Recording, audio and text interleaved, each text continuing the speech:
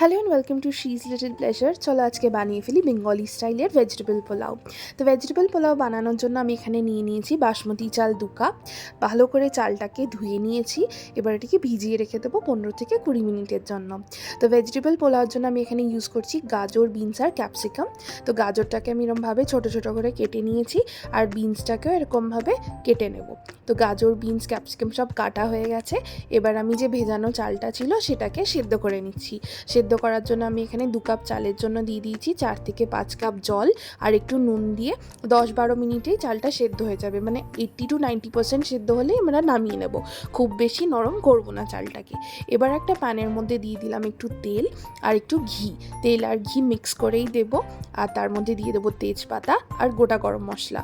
তেজপাতা, গোটা গরম মশলা দেওয়ার 1 মিনিট পর আমি দিয়ে দিলাম এর মধ্যে কাজু বাদাম। কাজু বাদামটা হালকা হালকা করে ফ্রাই করে নেব, একটু গোল্ডেন ব্রাউন কালার এসে যাবে যেই, তখন আমি অ্যাড করে দিলাম কিশমিশ।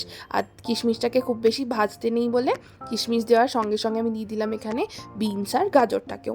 বিনস গাজর 1-2 মিনিট একটু ফ্রাই করে নেব, দিয়ে না ঢেকে রেখে দেবো যাতে বিনস গাজরটা হালকা হালকা সেদ্ধ হয়ে যায়। হালকা হালকা সেদ্ধ হয়ে যাওয়ার পর আমি ঢাকনাটা সরিয়ে দিলাম।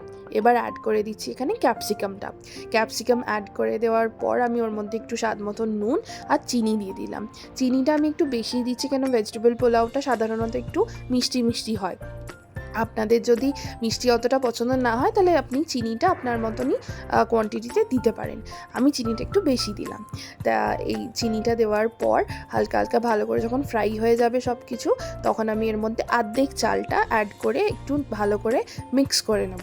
একসাথে সব চালটা মিক্স করব না, নাহলে ভেঙে ভেঙে যেতে পারে। বাকি সেদ্ধ চালটাও অ্যাড করে দিয়ে ভালো করে সব কিছু মিক্স করে নেওয়ার পর আমি ওপর দিয়ে না এরমভাবে কাঁচা লঙ্কাগুলো দিয়ে দেবো। 3-4টে কাঁচা লঙ্কা দেওয়ার পর আমি জয়ফল আর জাবিত্রিটাকে একটু পাউডার করে নিয়েছিলাম, তা 1 চামচ মতন ওপর দিয়ে ছড়িয়ে দিলাম, আর একটু কালো মরিচের পাউডারও ছড়িয়ে দিয়ে ওপর দিয়ে 1-2 চামচ মতন ঘি দিয়ে দিলাম। ঘি দেওয়ার পর বাস আমাদের পোলাও অলমোস্ট রেডি। ওপর দিয়ে একটু ঘি দিয়ে দিয়ে আমি এটাকে ঢেকে রেখে দিলাম 1 মিনিটের জন্য লো ফ্লেমে। বাস ঢাকনা সরিয়ে 1 মিনিট পর ফটাফট সার্ভ করে নিন। এটা absolutely tasty tasty, super tasty খেতে। এটা একটা হোলসাম মিলের মতন, একদম bursting with flavours and colours. I hope you guys will try this recipe and do let me know in the comments how you liked it. Like, share and subscribe to my channel. Bye. Thanks for watching.